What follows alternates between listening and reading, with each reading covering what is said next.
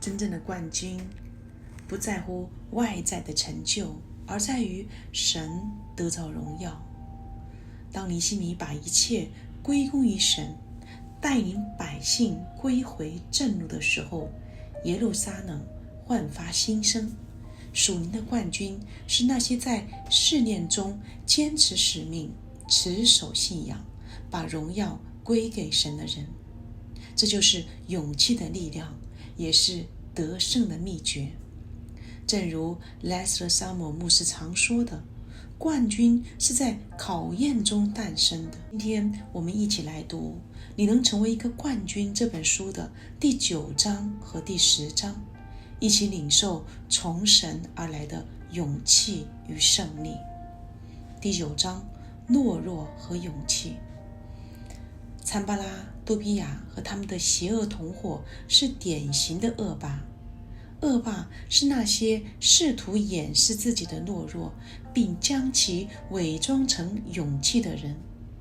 他们所有的威胁和激烈的言辞都只是掩盖了这样一个事实，在他们的内心深处，他们非常害怕。尼希米也知道这一点。我们所有的仇敌听见这事，四围的列国都看见了，就大大惧怕，因为知道这事是出于我们的神。尼希米记6章16节。在他们的眼中非常沮丧，意味着他们完全泄气了。这些自命不凡、自吹自擂的煽动者最坏的梦实现了。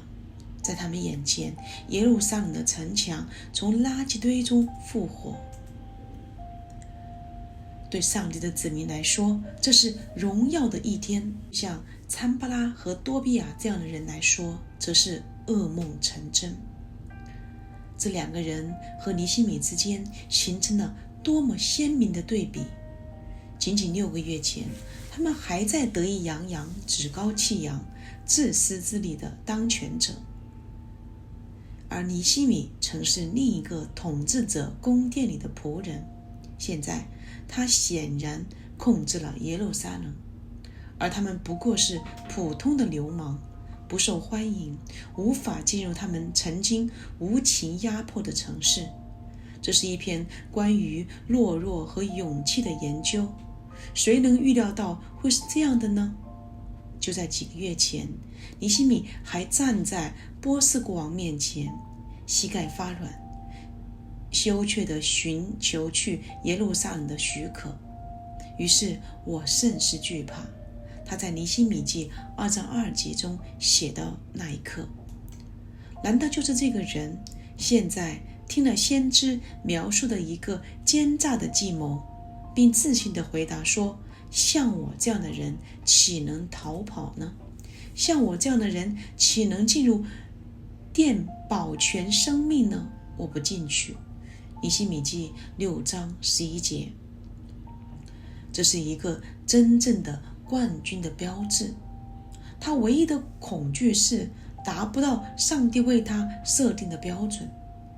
比较一下使徒保罗的话，他写道，他唯一害怕的是，恐怕我传福音给别人的时候，自己反被弃绝了。哥林多前书9章27节。重要的是，在所有的新约书信中，信徒都被劝勉要害怕的只有一件事：我们既蒙留下有进入他安息的应许，就当畏惧，免得我们中间会有人似乎是赶不上了。希伯来书4章1节。在勇士的生活和品格中，任何其他的恐惧都是不合适的。尼希米在任何意义上都是一个真正的勇士，他从来没有失败过，他无所畏惧，毫不动摇，抵挡住了撒旦向他投掷的每一枚飞镖。最终他胜利地为上帝建造了一座城墙。他内心力量和勇气的秘密是什么？通过阅读他的叙述，不难发现这些问题。上帝会为我们而战。尼希米在处理恐惧的问题上给出了一个又一个有价值的见解。首先，看看当参巴拉和多比亚发动突然袭击的谣言开始流传时，他是如何回应的。你可以感受到建造者的恐惧。4章11到12节，我们的敌人且说，趁他们不知不见，我们进入他们中间，杀他们，使工作止住。那靠近敌人居住的犹大人10次从各处来见我们，说，你们要回到我们那里。这是一个可怕的想象。工人们正在围绕城市的四周修建城墙，他们背对着对面，他们很容易受到来自任何方向的攻击。如果攻击者来自多个方向，他们可能会在工人们有时间聚集起来防御之前就攻击他们。随后的经文描述了尼希米如何加固城墙，并在四周设置守望者，以发出进攻的信号。我想暂时绕过这个问题，请大家注意他对那些害怕的人的回答。我们读到19至20节，我对贵位、官长和其余的人说，这工程浩大，我们在城墙上相离甚远。你们听见脚声在哪里，就聚集到我们那里去，我们的神必为我们征战。尼希米知道旧约历史的教训，他知道摩西基甸、大卫与歌利亚的故事，他知道真相，又使这众人知道耶和华使人得胜，不是用刀用枪，因为征战的胜败全在乎耶和华，他必将你们交在我们的手中。撒母耳记上17章47节，只有神赢得了真正的胜利，他从不放弃为他的子民而战。我希望我们教会的人能够学到这一点，正在做的事情太多了。今天说以主的名义，但以肉体的力量，所有这些都浪费了努力。神没有离弃他的百姓，如果我们愿意，他仍会为我们而战。让我告诉你们一个秘密，在肉体力量下进行的战斗是一场失败的战斗，无论表面上的结果如何，如果值得赢得胜利，就值得让上帝为我们而战。不是依靠势力，不是依靠才能，乃是依靠耶和华的灵方能成事。撒迦利亚书4章6节。我对基督徒感到厌倦，他们认为他们可以组织、操纵和竞选，选出这个或那个候选人，通过这个或那个法律，通过投票推翻邪恶来改变世界。听着，我不废掉神的恩，亦若借着律法得的，基督就是突然死了。加拉太书2章21节。我们什么时候才能知道这场战争是属于上帝的呢？为人的灵魂而战是一场属灵的战斗，必须用属灵的武器来战斗。我们不是与属血气的战斗，因为我们并不是与属血气的战斗，乃是与那些执政的、掌权的、管辖着幽暗世界的恶魔征战。以弗所书6章12节。这场战争不能靠肉体的手段得胜。尼希米成功了，因为他让耶和华为他征战。这是一种非常简单的方法来克服他所面临的那种强烈反对，不是吗？好吧，这很简单，但不是过分简单化，很难放手去认识到主说深渊在我，我必报应。罗马书12章19节，当参巴拉和多比亚来攻击我们、嘲笑我们、威胁我们的时候，我们很难保持沉默，我们只能像尼希米一样去仰望我们的父耶和华去战斗。如果有必要，我们也会战斗，不过在某种意义上，我们也必须做好拿起剑的准备。我们不能以肉身为战，但同样的，我们不能够坐等神独自作战。现在乍一看，你可能觉得这里有矛盾，但事实并非如此。尼希米确实让上帝来打这场仗，他准备拿起武器与上帝并肩作战，这也是事实。重点是他不是靠肉体的力量投入战斗的，他把自己武装起来，以便必要时候可以参加战斗。尼西米的战斗中从未真正的使用过他的武器，但他全副武装，只要上帝命令，他就随时准备战斗。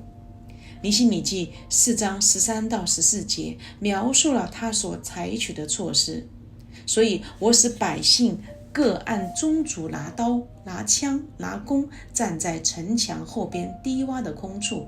我查看了，就起来对贵位、官长和其余的人说：不要怕他们，当纪念主是大而可畏的。你们要为弟兄、儿女、妻子、家产征战。如果神呼召尼希米去打仗，我相信他很乐意介入的。但如果这样的话，他就不会剥夺上帝的胜利。就像大卫战胜歌利亚，不能说是大卫敏锐的眼睛和强大的力量，很明显是上帝给了我们胜利。请注意尼希米对城墙上带兵器的人所说的话：不要怕他们，当纪念主是大而可畏的。你们要为弟兄、儿女、妻子、家产征战。14节，你们要纪念耶和华。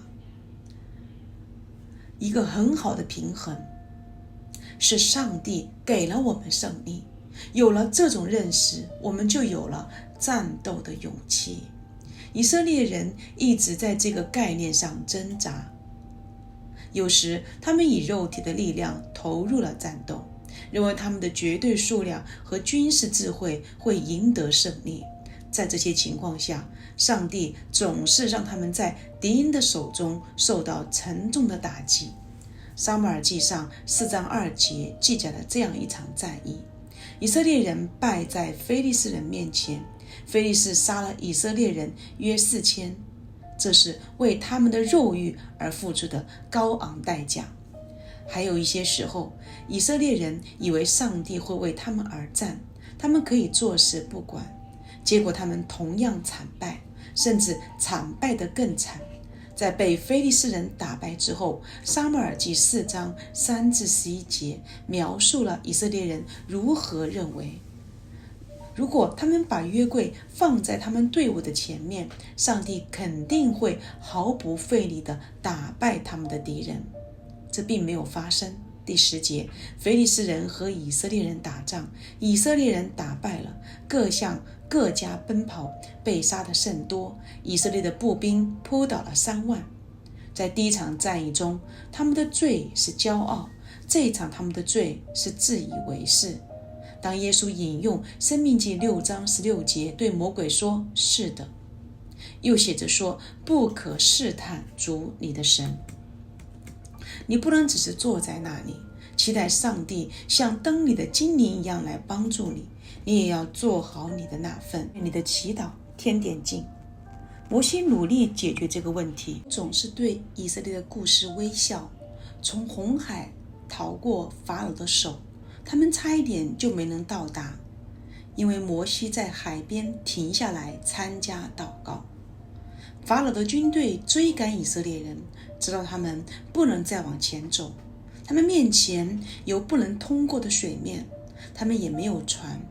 摩西深信耶和华必拯救他，于是他召集以色列人在他身边。摩西对百姓说：不要惧怕，只管站着，看耶和华今天向你们所要施行的救恩，为你们今天所看见的埃及人必永远不再看见了。耶和华必为你们征战，你们只管静默，不要作声。出埃及记14章13至14节。我喜欢他的信心，但那不是站在一旁的时候。耶和华要为他们征战，这是真的。埃及人必被毁灭，不再被看见，这是真的。但上帝不会为一群无所事事的旁观者做这件事，他们必须行动起来。耶和华对摩西说：你为什么向我哀求呢？有些时候祷告是不合适的。你吩咐以色列人往前走。15节，摩西只说对了一半。他说：耶和华必为你们征战，你们不要作声。不如说主会为你们而战，你要尽你的一份力量，疯狂地奔跑。在冲突时期，我们不能够保持沉默，我们不敢在战斗中篡夺主，但我们也不能够袖手旁观。真正的勇气来自于理解两者的区别。我们将继续建设，而战斗激烈。尼西米的勇气还有另一个方面，这是他对参巴拉挑战的反应中最重要的一个因素，就是在短短的52天内取得最终的胜利的原因。尼西米没有离开他的呼召去打仗，这是一个如此简单的原则，但它经常被完全遗忘。我们总是在与邪恶势力作战，但这对我们的使命来说是次要的。我们不敢让撒旦的攻击使我们偏离神呼召我们去做的事。这就是尼西米的勇气闪耀的地方。他将征战交托耶和华，去预备打仗，但即使在战斗中，他也会在墙上工作。读一读尼西米记4章16至18节。从那日起，我的仆人一半做工，一半拿枪、拿盾牌、拿弓、穿铠甲。官长都站在犹大众人的后边，修造城墙的、杠台材料的，都一手做工，一手拿兵器。修造的人都腰间佩刀建造，吹角的人在我旁边。那些建造士兵的人一定很壮观，一手拿着铲子，一手拿着武器。如果参巴拉和多比亚看见了这一切，他们一定会对这些石匠决心感到恐惧。这不是普通的勇气，这些人是认真的。像参巴拉这样的恶霸是不会跟这么勇敢的人较量的。他并没有实施威胁的袭击。请阅读这段经文的其余部分，21至23节。于是我们做工，一半拿兵器，我们从天亮直到星宿出现的时候，那时我又对百姓说，个人和他的仆人当在耶路撒冷住宿，好在夜间保守我们，白昼做工。这样我和弟兄仆人并跟从我的护兵都不脱衣服，出去打水也带兵器。没有什么能够阻止这个人，他准备战斗，但不会放弃修筑城墙的工作。这是一个真正的冠军，我们都可以从他的勇气中学习。我想在我传道的过程中，我每个月都会给100多人提供建议。我的经验告诉我，每一个神的儿女都受到撒旦的攻击。以弗所书6章11至18节告诉我们，这应该不足为奇。但我注意到，在那些寻求属灵建议上的人身上有一个清晰的模式。那些愿意持守自己的任务，忠于上帝呼召他们去做的事的人，他们是经历胜利的人。另一个方面，那些一看到魔鬼来袭的征兆就站立而躲藏的人，他们是失败的人，因为他们偏离了神呼召他们做的事，而把所有的精力都集中于在敌人身上，这绝不是个好主意。这场战争是上帝的，他将赐予胜利，你可以放心，但还是要做好战斗的准备。最重要的是继续工作。第10章，锁定胜利。随着城墙终于完工，一些新的公民和民族身份意识在耶路撒冷兴起。尼西米希望充分地利用这一点。首先，这是一项优先的事项，甚至超过了奉献的墙壁。除非以前分散的城市居民能够被拉到一起并统一，否则城墙本身是没有意义的。尼西米也有一个计划，我们在尼西米记7章中开始看到它是什么。在这里，我们看到一个城市从混乱和无政府状态转变为有组织、更有序的生活方式。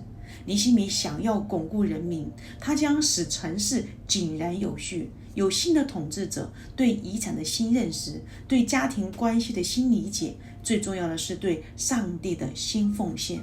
如果尼西米能够实现城市的统一，他的胜利将是完整的。一种城市进步的感觉。首先，尼希米想让人们对这座城市的进步有一种良好的感觉。人们建造的城墙，耶路撒冷昔日的荣耀，或者说相当程度上的荣耀得到了恢复。然而要注意的是，尼希米并没有把他已经完成的工作归功于自己，他也没有让百姓沾沾自喜，好像这是他们的成就。他们所取得的成就是有史以来最伟大的成就之一。但尼希米拒绝让胜利的喜悦改变他的性格和态度。他知道，当神得着荣耀的时候，最终的胜利就会来到。他不会因为自己为神所做的事而接受奉承。尼希米说，这是我们的神所做的，这是真的。尼希米是乐器，神使用他的手，但是上帝构想了这个工程，把它放在尼希米的心里，提供了一个可行的计划来实现它，赐给他忍耐的力量，使他战胜了敌人，最终使他的百姓能够筑起城墙。这在任何意义上都是上帝的杰作。耶路撒冷的人民因城墙的建设而恢复了体力。自从圣殿建成以来，他们还没有像现在这样激动过。他们又成了一座城市，他们又可以昂首挺胸了。但是这座城需要领袖，城墙建好了，门也挂好了，守门的、歌唱的和利未人都派好了。我就把耶路撒冷的事务交给我的兄弟哈拿尼和城堡的首领哈拿尼亚，因为他是个忠信的人，比许多人更敬畏神。7章1至2节。尼希米是城市的总督，国王任命的省长，正式代表帝国，因此他有权任命代表。尼希米是一位伟大的领袖，他知道委派的智慧，又立他兄弟哈拿尼和哈拿尼亚2人管理那城。你还记得哈拿尼吧？他是尼希米记1章2节第一个向尼希米报告需要重建城墙的人之一。他没有留在波斯，让尼希米做所有的工作，他和他哥哥一起回来了。作为尼希米的兄弟，他是一个很好的副手人选。有谁比他的亲密兄弟更能够代表冠军的领导地位呢？另一个代表是哈拿尼亚，名字相似，但他们是不同的人。重要的是注意尼希米选择哈拿尼亚的原因，因为他是一个虔诚忠诚的人。神对领袖的标准中的第一条，在新约的书信中，每当神提到教会领袖的资格时，关键都是神的领袖必须是无可指摘、无可指责，在各方面都敬虔的人。提摩太前书3章3节，提多书1章6至9节。在上帝的经济中，最成功的商人不一定是最好的领导者，那是忠心、敬虔、殷勤的人，因为只有他们才能够有能力以身作则。显然，这就是尼希米想要的，像他这样的人，能够以身作则的领导人民。让我在这里再次指出，你并没有为自己攫取荣耀，他本可以说，好吧，我带领你们建造了这堵墙，这是我的主意，我组织并实施了。我想我应该成为你们的新统治者。否，他把那项任务委托给了其他有资格的人。把权力交给另一个人有很大的风险，那个人可能会失败，你辛辛苦苦建立起来的成果可能会毁于一旦。每一个离开一个教会去另一个教会的牧师都在这种恐惧中挣扎。但不可避免的是，在任何不断发展的工作中，必须要有权威被委托，最好接受这是生活的必需品，并仔细挑选合格的人来指定为新的指导者。尼希米就是这样做的。城墙筑好了，城也可以使用了。尼希米想要充分地利用这些墙。他在尼希米记7章3节写了这样的命令：我对他们说，太阳发热以前不可打开耶路撒冷的城门。他们站岗的时候，当把门关上拴上，又从耶路撒冷的居民中派卫兵，一个在自己的位置站岗，一个在自己的房前。城门的黎明时分打开是正常的，但尼希米要百姓更加警惕，他们要把大门关着，直到早晨很晚的时候。此外，警卫将24小时在封闭的大门旁站岗。有什么大危险吗？现在不比以前了。但由于城墙是新的，现在是加强防御攻击的关键时刻。以免一些敌人提前决定测试他们的有效性，尼希米也知道城墙不是万无一失的防御。毕竟巴比伦之所以落入波斯之手，是因为城墙守卫不严，敌人在夜间从城墙侧面爬了过来。尼希米是波斯王宫的仆人，对这个故事很熟悉。但更重要的是，我相信这是尼希米巩固人民的策略的一部分。他想给他们灌输一种强烈的公民进步意识和社区意识。在城墙建成之前，他们晚上都独自躲在了自己的房里，因为害怕掠夺者。现在他们会组队守卫他们的新大门。民族自豪感，尼希米也意识到，单靠城墙并不能够构成一座伟大的城市。这些城墙是一项宏伟的成就，但不是万灵药。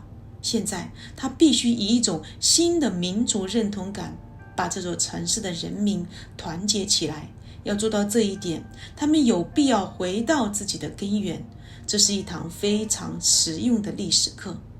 尼希米翻遍了一些古卷，找到了一份家谱记录，这正是当时的潮流，因为这将是给一个多年来对自己伟大遗产漠不关心的民族带来历史感和命运感的关键。犹太民族是独一无二的，他们对家谱有特别的兴趣，因为他们是神所拣选的。他要借着他们把弥赛亚带到世上来。读一读伟大的家谱，把耶稣基督的血统从亚伯拉罕追溯到亚当。见马太福音1章1至17节，路加福音3章23至38节。保存这些记录是很重要的，在许多方面，犹太人的传统比他的社会地位更重要。例如，如果他是一个利未人，他一生的工作就已经确立了。每个犹太孩子都知道自己来自哪个部落，他们中的许多人还能背诵几个世纪前的家谱。尼希米记7章5节，我的神感动我心，招聚贵胄、官长和百姓，要照家谱计算我找着第一次上来之人的家谱。是神把这个计划放在尼希米的心里，其上写着，尼希米也认识到这一点。当他读家谱的时候，注意到他挑出了3组重要的人。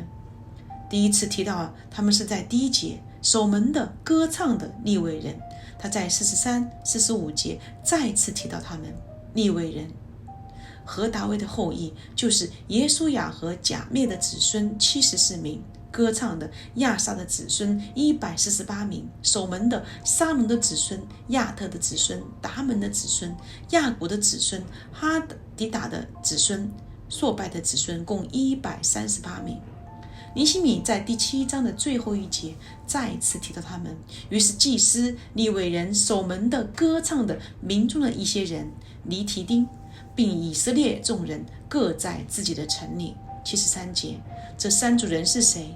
利未人是你所认识的，他们是殿里的祭司和工人的部落，没有土地，只靠以色列人所给的1/10生活。他们的主要工作是献祭。歌唱的，你可以弄清楚他们做了什么，但你可能会惊讶地发现，他们有一个官方指定的团体。是的，尼希米有一个唱诗班。这些人在音乐上有天赋，他们的工作就是用歌声来赞美。我怀疑唱歌不是他们的全职工作，但就像今天的教会唱诗班一样，他们组成了圣所的合唱团，带领人们唱赞美诗。他们是尼希米挑选出来的3个群体之一，这一点很明显。他们被认为是一个重要的角色。守门人的作用也相当的明显，在耶路撒冷已经好几年没有什么工作可以做了，但现在生意兴隆了。他们通过尼希米被提升为重建城墙中最引人注目和最受赞赏的角色之一。祭司负责献祭，歌唱的人负责歌唱，他们负责耶路撒冷的安全。这3个团体给这个国家带来了一种团结和使命感，每个人都有一个独特的任务要做，他们一起为永生上帝的选民服务。他们是以色列新民族主义的重要组成部分。家谱不是很有趣，除非是你自己的家谱，但尼希米对家谱的解读吸引了人们的注意力，他们获得了一种新的民族自豪感。他们都知道他们在国家中的地位是安全的。不幸的是，有些人的情况并非如此。61到65节讲述了一群人因为血统被玷污而被赶出祭司的职分，他们家族中有人嫁给了异教，这似乎非常不公平。这些人住在城里做祭司，可能已经很多年了，他们很可能和其他人一起在城墙上工作，现在突然间因为他们的名字在家谱中找不到，难道他们就应该被毫不客气地从祭司的职位上除名，从国家中被驱逐出去吗？很困难，但必须要做，必须毫不妥协地遵守上帝的律法。这些人永远不可能有资格成为祭司，但如果他们的信仰是真诚的，如果他们想要遵循犹太律法，他们可以加入以色列成为改宗者。参出埃及记12章48至49节，他们并没有被排除在敬拜和团契之外，而是被排除在祭司的职分之外。如果要保持圣洁，就必须这样。毕竟这是建造城墙的一个中心教训。城墙的存在是为了把上帝的子民挡在里面，把外邦人的败坏影响挡在外面。以色列在其历史上曾多次在这场战争中战败。他们宣读了家谱，进行了人口普查，经过了几十年的被掳，犹太民族又一次形成了。这是一个残余的民族，在数百万被掳的犹太中，只有42360人返回。见尼希米记7章66节。家庭使命感，还有许多工作要做。在7章4节，尼希米说，城市广大，其中的民却稀少，房屋还没有建造。尼希米记载说，城里的人稀少，这是正确的，其中大多数人住在城外，住在附近的小棚屋和临时村庄里。在阅读家谱时，尼希米完成了一个最重要的目标，他让每个家族都有使命感。他们从来不是挤在小帐篷的独立群体，他们不是流浪汉，他们都是一个伟大国家的一部分，被上帝选中。他们的家庭都有丰富的遗产，他们是亚伯拉罕的子孙。现在城已经重建了，尼希米想把人们带进城墙，城不够大，容不下所有的人，愿意的人可以搬到耶路撒冷去。尼希米记11章1至2节描述了接下来的过程。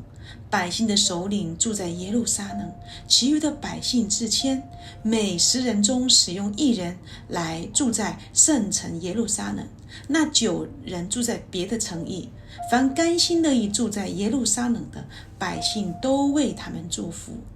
我喜欢尼希米对家庭的强调，即使城墙还在建造中，尼希米也让家人一起工作。尼希米记第3章是所有修造城墙的人的名单，注意他们是按家庭分类的。注意另一件值得注意的事情，尼希米让每个人都尽可能在离家近的地方工作。尼希米希望这些人在他们家和家人附近工作，让人们日夜在城墙上工作，相信他们是为上帝工作，却与家人失去联系，这是不行的。这在基督教的工作中常常发生，在世俗的工作中也是如此。听着，你不能够侍奉神，却忽略了你的家庭，有什么用呢？你一生都在向世上不幸的人讲道，却没有花必要的时间在主的养育和劝诫中养育自己的孩子。尼希米坚持一个被20世纪世界抛弃的真理，一个国家的强大程度取决于他的家庭。如果社会的基本组成部分家庭遭到破坏，任何国家都不可能长久存在。我们今天的世界充斥着无家可归的人，没有父母的孩子，单身父母，无人照顾的老人，以及没有坚实的有爱心的家庭的人。我们正越来越多地走向一个而不是家庭最重要的社会。这位于一种巨大的恐惧和孤独感，因为当你失去了家庭，你就失去了个人的基本支持。家庭的衰落正在扼杀我们的社会，未婚同居的情侣早已不再受到歧视，同性婚姻现在被广泛的接受为传统家庭的合法替代品。